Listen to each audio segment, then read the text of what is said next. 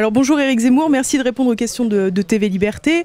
Vous l'avez expliqué à plusieurs reprises déjà avec vos autres ouvrages. On est un peu à l'époque des 3D, la déconstruction, la dérision et la destruction, absolument. Pour autant, chaque fois, vos livres se vendent toujours plus. Comment expliquez-vous cette dichotomie quelque part de la situation ? Toujours plus, vous êtes gentil. On n'est qu'au début. Pour faire toujours plus que le suicide à 500 000 exemplaires, je vais avoir du mal. Mais c'est lié au contraire. Puisque les gens ont besoin de comprendre ce qu'ils ressentent instinctivement. Donc c'était le cas pour le suicide français. Et donc aujourd'hui, si vous voulez, là je vais encore plus loin dans l'approfondissement de l'analyse, puisque au lieu de remonter aux 40 dernières années comme je le faisais, je remonte aux 1500 ans de l'histoire de France. Et j'essaye de trouver les fils rouges de cette histoire, les linéaments de ce que nous connaissons aujourd'hui. Si vous voulez, pour comprendre ce qui se passe aujourd'hui, j'applique la formule de Tocqueville qui disait quand le passé n'éclaire plus l'avenir, nous sommes dans les ténèbres.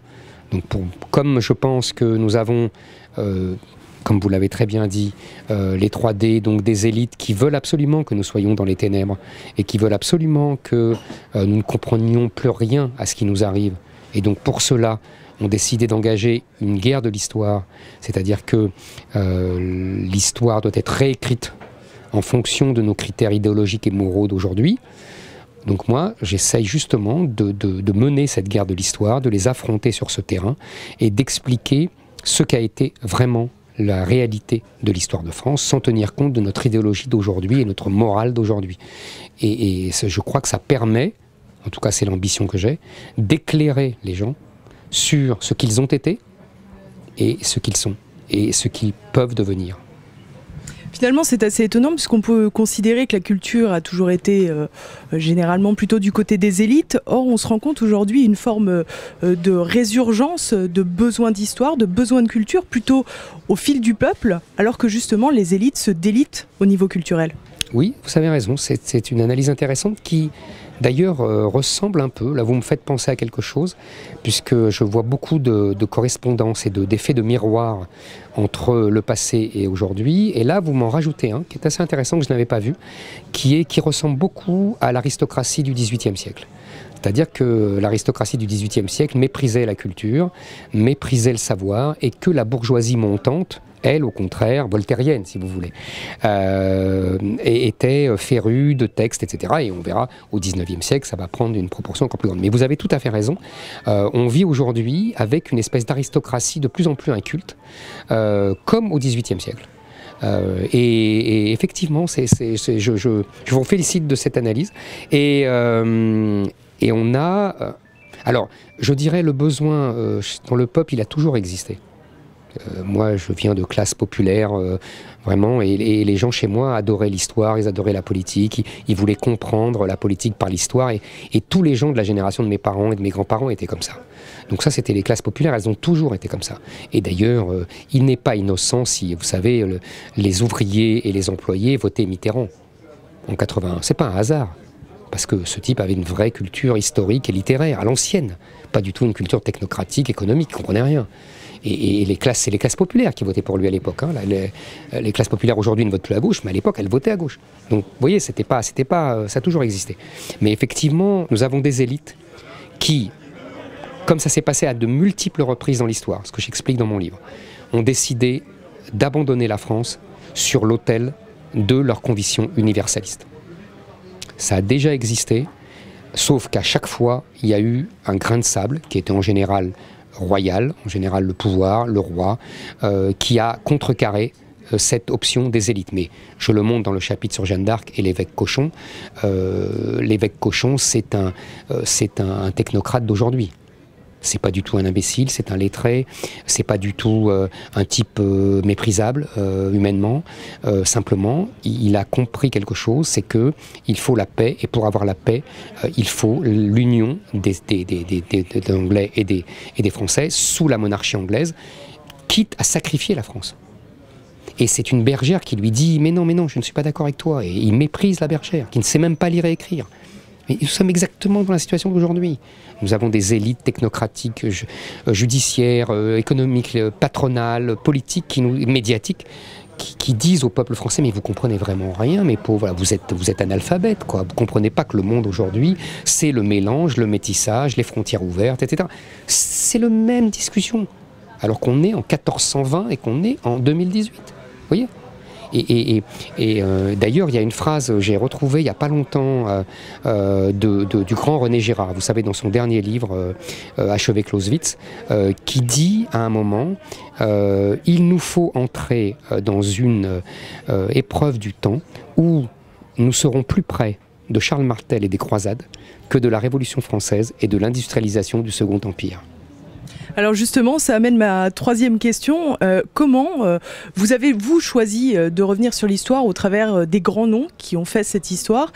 Comment pensez-vous qu'aujourd'hui, à l'heure où la France a une immigration majoritairement issue des peuples extra-européens, en tous les cas, comment leur faire apprécier une histoire qui raconte celle de Charles Martel, qui a justement bouté les Arabes de Poitiers?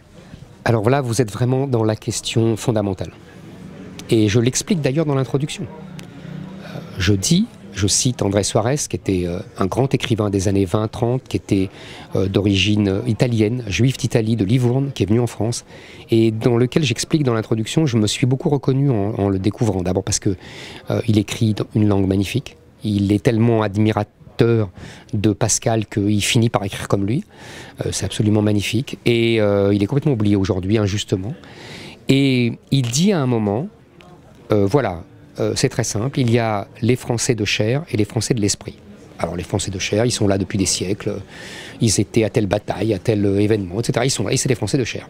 Et il y a les Français de l'esprit qui viennent d'ailleurs, et il dit, les Français de l'esprit doivent s'approprier l'histoire des Français de chair et la culture des Français de chair, y compris si ça va à l'encontre de leurs propres racines. Et quand j'ai lu ça, j'ai bien compris quelque chose, c'est-à-dire moi-même, mes ancêtres ont été colonisés par la France et en tant que tribu berbère, ils ont résisté à la France. Et pourtant, après, quand ils ont été colonisés par la France, ils sont allés vers la France, ils ont mis leurs enfants à l'école française, ils étaient heureux d'avoir la nationalité française et ils se sont appropriés cette histoire. Vous voyez, les Français de chair, les Français de l'esprit. Donc, pourquoi je vous raconte ça? C'est parce qu'aujourd'hui, nos élites disent exactement le contraire de ce que je viens de vous dire et exactement le contraire de tout ce que tout le monde a fait. Quand les immigrés italiens sont venus en France, il y avait eu des conflits entre la France et l'Italie. Ils auraient pu dire, mais moi, ton François Ier, il nous a attaqués. Mais moi, ton Charles XII, il nous a attaqués. Mais toi, ton Bonaparte, il nous a attaqués. Vous comprenez? Ils ne l'ont jamais fait. Et quand ils l'ont fait, ils repartaient en Italie. Parce que ça a existé, personne ne le dit plus aujourd'hui. Donc, si vous voulez, aujourd'hui, on a des élites qui nous disent, c'est fini, cette histoire-là, c'est colonial. Donc il faut laisser, au contraire, on va vous réinventer une histoire pour dire que Charles Martel n'a aucune importance. Pour permettre aux enfants de l'immigration arabo-musulmane de dire, ah bah oui, on est français. C'est-à-dire qu'on détruit, on efface la réalité de l'histoire de France pour raconter une autre histoire qui corresponde à la population nouvelle. C'est le grand effacement pour corroborer le grand remplacement. C'est absolument magnifique. Le travail est magnifique. Vous avez vu mardi soir à la télévision, c'est ça. Sur France 2, il y a tout un film pour prouver que la France a été forgée par les immigrés arabo-musulmans et africains. Avec un grand chef Sioux qui a béni tout ça et qui s'appelle le général de Gaulle. Quand on sait ce que pensait le général de Gaulle, c'est comique. Donc si vous voulez, vous voyez, la propagande, elle marche à plein. Et la propagande, elle est historique. C'est-à-dire que c'est toujours comme ça en France. C'est une guerre de l'histoire. Vous comprenez? Et c'est pour ça que mon livre ne passe pas. Et c'est pour ça que je suis aussi attaqué. Il faut aller derrière les polémiques. Donc c'est un enjeu majeur.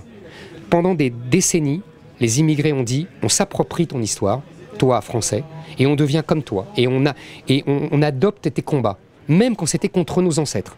Aujourd'hui, c'est l'inverse. On a des immigrés qui disent, tes combats, ce ne sont pas les miens, et en plus, tu m'as fait du mal, donc tu dois payer. Et on a des élites qui disent à ces gens-là, mais vous avez tout à fait raison, contre le peuple français. C'est ça l'enjeu.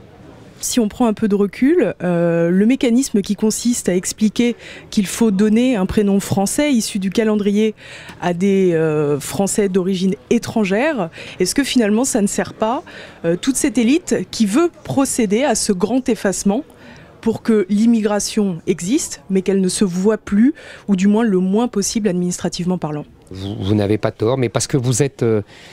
Non mais je comprends votre point de vue, mais parce que vous êtes d'une autre génération que moi. Vous êtes dans une logique, ça y est, de la post-assimilation.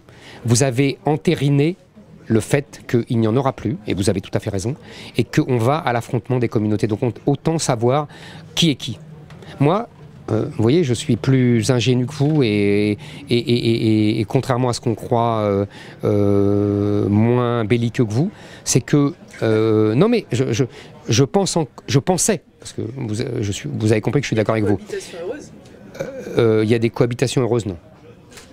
Non, il faut un pouvoir de faire. Il y a des cohabitations heureuses, vous voulez dire de cultures différentes? Oui, quand il y a un pouvoir de faire. Dès que le pouvoir affaiblit, c'est la guerre. C'est l'Empire austro-hongrois, c'est la Yougoslavie. Non, oui, la Yougoslavie, regardez, c'est très simple. La Yougoslavie, tant qu'il y a Tito, tout va bien, parce que c'est un dictateur. Dès qu'il meurt, ils se mettent sur la gueule.